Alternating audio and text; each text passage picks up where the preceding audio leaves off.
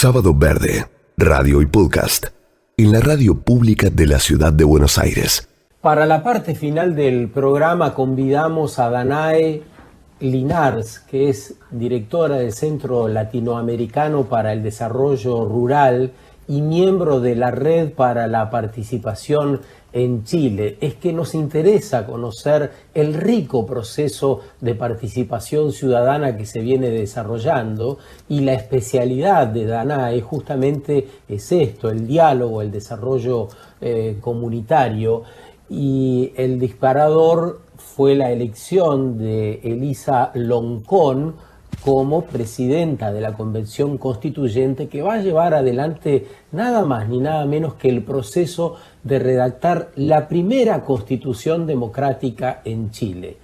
En las últimas horas, la noticia sobre la muerte en manos de carabineros de un joven mapuche, también Elisa es mapuche, que de algún modo aparece como una interferencia en este proceso tan rico que se venía viviendo, pero queremos que ella misma nos cuente cuál es la relación entre un suceso y otro, y a partir de ahí entender la importancia de que Elisa Loncón sea la presidenta de este gran proceso. ¿Cómo estás, Danae? Muy buen día.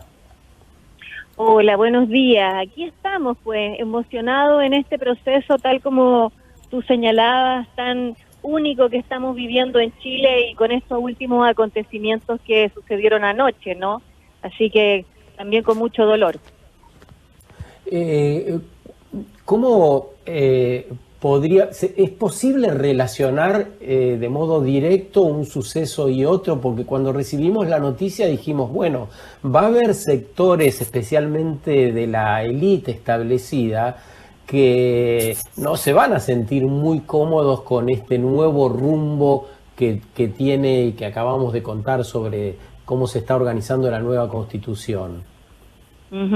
Mira, tal como tú señalabas, este es un proceso único en Chile. Poder escribir esta nueva Constitución luego de un estallido social, nunca podemos perder de vista aquello. O sea, esto fue posible por la revuelta social de octubre del año 2019, que fue un hecho inédito, fue un hecho que también contuvo violencia, pero fue un hecho que permitió llegar a este cambio constitucional que muchos anhelábamos desde hace bastante tiempo, ¿no? No podemos olvidar que la Constitución que a nosotros nos rige, con todos los cambios que ha sufrido en estos años, es una Constitución que se creó durante el gobierno militar, durante la dictadura de Pinochet. Por lo tanto, es una Constitución que tiene un problema de origen, y así todos lo sentíamos desde hace mucho tiempo, y por eso la presidenta Michelle Bachelet, en su segundo mandato, intentó modificarla. Entonces, no nos podemos olvidar que este proceso único, democrático y amplio es posible gracias a ese estallido social y la movilización del pueblo. El domingo pasado tuvimos la constitución de la Asamblea, de lo que es la Convención Constitucional, con sus 155 miembros. Estos 155 miembros por primera vez tienen la presencia de miembros de pueblos indígenas. Además, es una convención paritaria. En la elección resultaron electos muchas personas independientes, miembros de distintos colectivos de autorrepresentación territorial, de distintas causas. Por lo tanto, es una convención constitucional muy, pero muy diversa. Sin duda es la representación de Chile que hemos tenido más fuerte en los últimos años. Hay personas jóvenes, hay personas adultas, hay mucha diversidad que no estábamos acostumbrados a tener como representantes. El primer símbolo que se tuvo el día domingo fue la elección de la presidenta, que tal como tú señalas fue la señora Elisa Loncón. Ella es una persona representante del pueblo mapuche. El pueblo mapuche es uno de los principales pueblos que tenemos en nuestro país. Tenemos 10 pueblos reconocidos. Dentro de ello está el pueblo mapuche como uno muy, muy importante.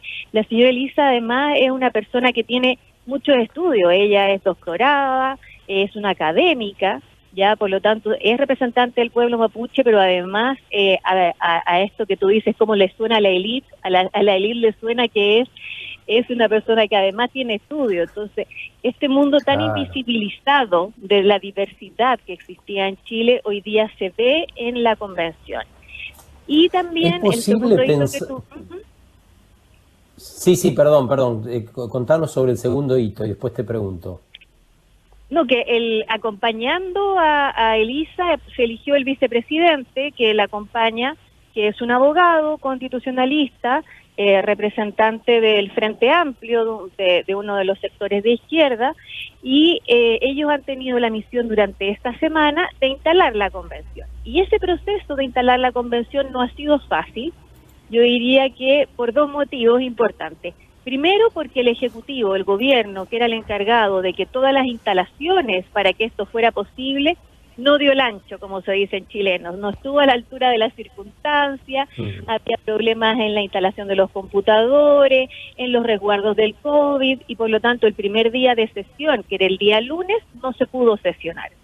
El día martes hubo distintas dificultades que también impidieron que se sesionara. Por lo tanto, se pudo sesionar el día miércoles y el día jueves, y la primera decisión que toma la convención ya funcionando es una declaración que no ha dejado de ser polémica, ¿ya? Y ese es el segundo, como ahí donde voy a hacer el engarce con la situación dolorosa de la muerte del comunero el día de ayer. La primera declaración que saca la convención es una declaración que no tiene que ver con la Constitución, pero tiene que ver con lo que le dio origen. Y en el fondo, la declaración de la Convención lo que habla es de un indulto, le pide a los otros poderes del Estado que aceleren la posibilidad de un indulto, de una amnistía a los presos de la revuelta. Muchos de ellos todavía no han tenido causa, han estado presos 1 año y medio, menores de edad, mujeres, en todo Chile, que además no hay un número claro de cuántos son, las situaciones en las cuales se encuentran, hay familias que han tenido mucho dolor. También con respecto a las personas que fueron mutiladas, que perdieron sus ojos, esa fue una práctica muy habitual durante la revuelta de parte de los órganos de seguridad de la policía en Chile, y por lo tanto ahí también hay un tema de reparación con respecto a esas personas que sufrieron violación a los derechos humanos de parte del Estado, y eso también forma parte de la declaración. Y hay un tercer punto que forma parte de la declaración que tiene que ver con la desmilitarización del Gualmapu, que es la zona donde está situado lo que mal se denomina el conflicto mapuche. Entonces son esos tres temas los que están en esa declaración que se aprueba como primer hito de la convención durante esta semana, con el voto minoritario de la derecha, pero con un marco de 105 votos de los 155 que sí la aprueban. Entonces, atendiendo a lo que decís, ¿es posible aspirar a ese Estado plurinacional que anunciaba Elisa Loncón el día de su asunción, con una policía con las características que conocemos tiene la policía que ustedes llaman carabineros? Mira, este proceso no va a ser un proceso fácil, ya ha quedado en evidencia desde el primer día y también por todo lo que ha costado ponerlo, que se lleve adelante, y no va a ser fácil de aquí para adelante tampoco. Sin embargo, ese hito de que Elisa haya asumido como la presidenta y que en su primer discurso haya señalado buscamos un Estado plurinacional, que haya sido bastionada por la mayoría de los convencionales, es muy difícil dar vuelta atrás.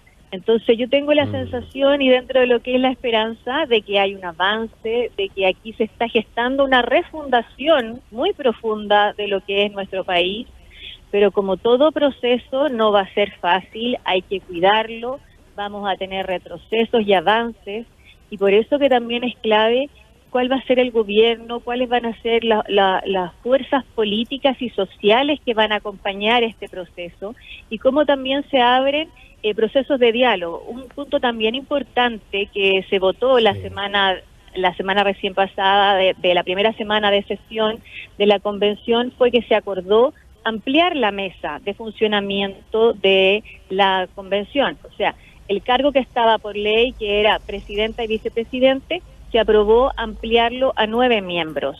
Y por lo tanto hay 7 miembros que hay que concordar, votar para que esa mesa se amplíe. Sí. El ideal pero van a dar mayor representatividad. Exacto, lo que se debería buscar es mayor representatividad, pero que todas las fuerzas políticas estuvieran incluidas, incluso las minoritarias, y además que existiera una representación territorial.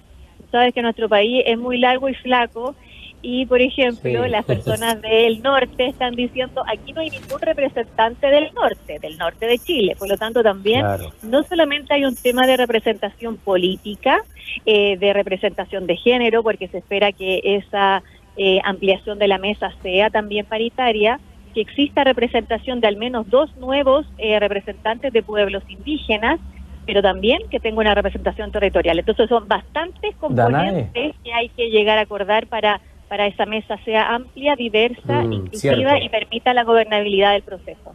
¿Qué tal, Danae? Cruz te saluda, buen día. Buen día. Es súper interesante, y lo que estás mencionando también hace alusión a lo que se denomina poder instalar símbolos, ¿no? Toda esta noción de que crezca y de que se abra la participación de manera paritaria, equitativa, con representatividad, es ese nuevo brote, es esa nueva flor que podría salir en Chile frente a ese viejo paradigma que todavía está vigente y que todavía gobierna, lógicamente, ¿no? Esa constitución todavía es la que rige. Entonces, frente a esto, al surgimiento de un modelo posible, casi que soñado, te diría, ¿cuáles son las contradicciones que estás habitando? ¿Qué es lo que más te genera contradicción de este proceso que es tan inspirador, pero tan doloroso a la vez? Tenemos varias cosas que están en contradicción, y lo que conversábamos con muchos amigos es que esta semana ha sido como de no sé, como media esquizofrénica, como que pasamos de mucha energía, de mucha alegría, de mucha emoción a depresión y temor.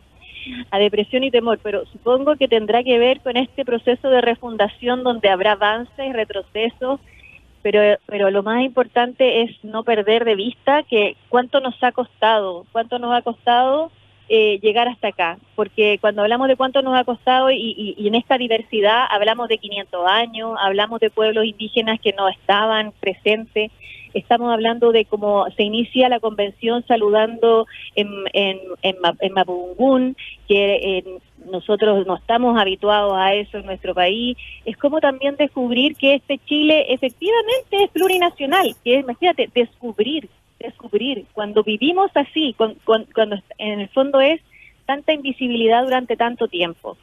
Y no es fácil cambiar como culturalmente la hegemonía, y en esa conversación también se va a ver dentro de la Constitución, donde el tema del plurinacional no es solamente ese tema, hay un tema con los derechos sociales, con los derechos de la naturaleza, con el derecho del agua, que tú sabes que en Chile el agua está privatizada y hoy día con cambio climático y la necesidad de adaptación es un tema prioritario, y también el tema de las vulneraciones de derechos humanos que nosotros hemos tenido desde los 500 años para los pueblos originarios, pero también durante la dictadura y también durante la revuelta. Entonces son cambios culturales muy, muy grandes, y señalar también que lo que ha quedado en evidencia con la representación de la convención es que la derecha y los sectores más conservadores, que siempre jugaron que eran el 50% más uno o el 50% menos uno, pero que en el fondo estábamos divididos binominalmente, no ha sido así. Ellos hoy día tienen 37, 34 representantes en la convención y no se mueven de ahí, y han sido no